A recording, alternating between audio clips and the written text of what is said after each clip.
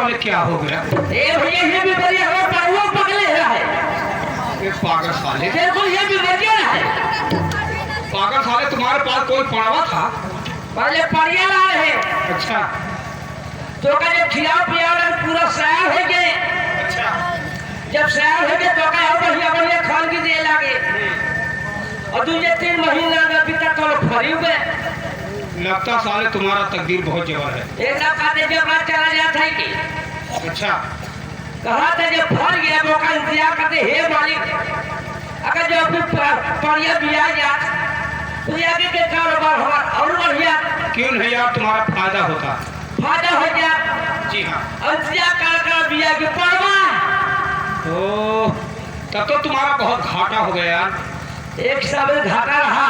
अच्छा। एक हिसाब से फायदा बा। पागल साले, पड़वा में कौन फायदा है? ए भैया काहे ना बा, पहले वाली 50 रुपया लेता, तब 100 ले ला, तब 150, तब 200, तब 250, सोचे 300 ले लागे।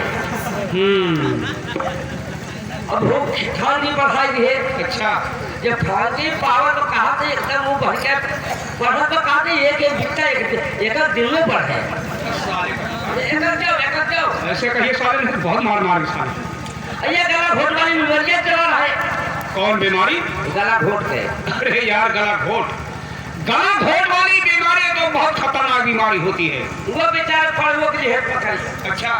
जो होगा बेचारा जीरा करेगा। अच्छा। हमारा मुहत्ता का हमरे और लग के कहा था